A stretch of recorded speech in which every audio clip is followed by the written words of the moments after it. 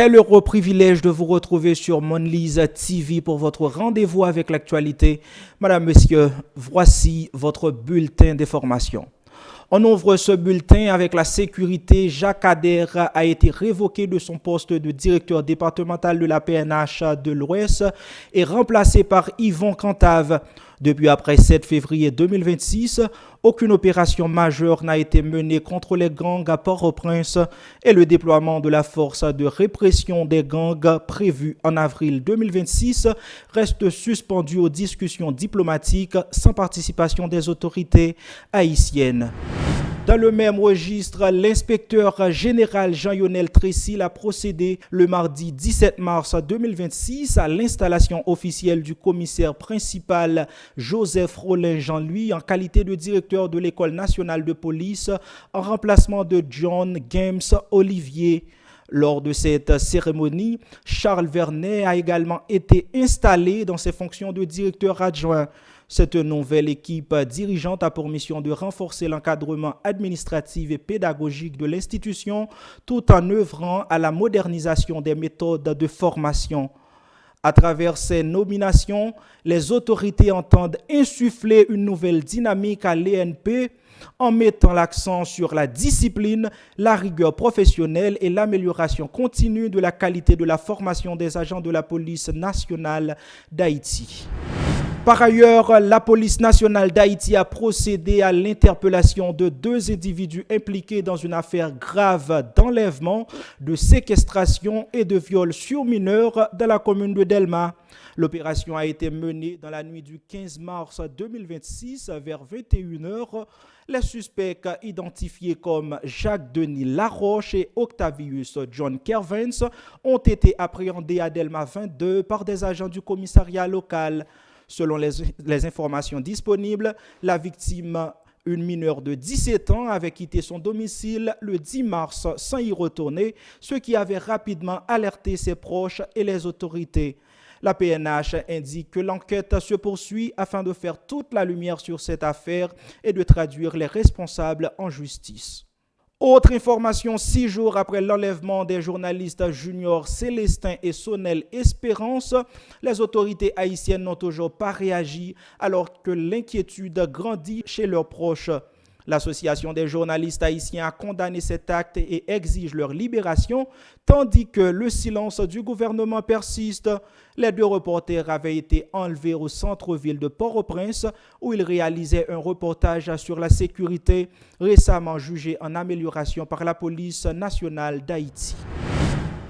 Autre point de l'actualité, la ministre du Tourisme et des Industries créatives Stéphanie Smith a effectué le lundi 16 mars 2026 une visite d'évaluation au siège du ministère ainsi qu'à la police touristique d'Haïti au Champ de Mars. Cette démarche visait à identifier les besoins en matière de réhabilitation des infrastructures et de renforcement de la sécurité touristique. Sur place, les agents ont évoqué le manque d'effectifs et l'insuffisance des moyens logistiques. La ministre a salué leur professionnalisme et a réaffirmé son engagement à collaborer avec les institutions concernées afin d'améliorer leurs conditions de travail et de mieux protéger le patrimoine national. Dans l'actualité également, lundi 16 mars 2026 à Côte-de-Vie, des représentants du secteur privé haïtien ont rencontré leurs homologues dominicains en présence des ambassadeurs américains en Haïti et en République dominicaine. Le ministre dominicain des Affaires étrangères, Roberto Alvarez, a participé aux discussions tandis qu'aucune autorité haïtienne n'était présente, soulignant la position dominante de la République dominicaine. Celle-ci prévoit un plan de développement sur 10 ans, incluant des projets technologiques ambitieux tels que satellites et fusées.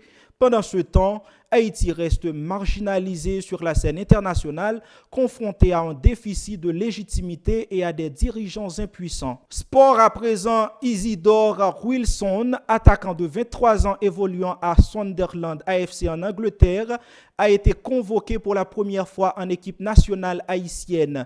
Il participera aux 2 prochains matchs des Grenadiers contre la Tunisie et l'Islande. Cette sélection marque un tournant pour l'équipe haïtienne et ravit les supporters qui attendaient depuis longtemps que le jeune joueur accepte de défendre les couleurs du pays. Les informations internationales dans quelques instants.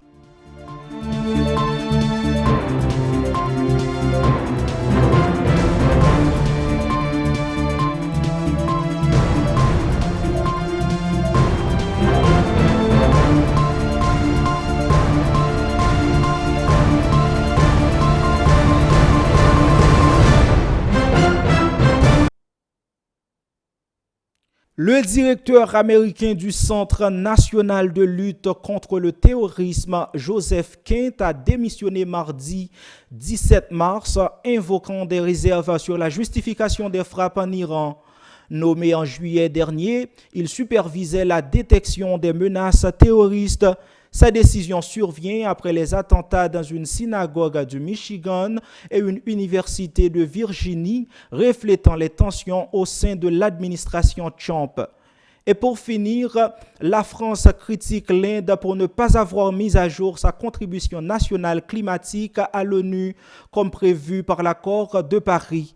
Paris menace de bloquer des fonds européens destinés à la décarbonisation si New Delhi ne respecte pas ses engagements, appelant l'UE à adopter une position plus ferme face à l'inaction climatique des pays émergents.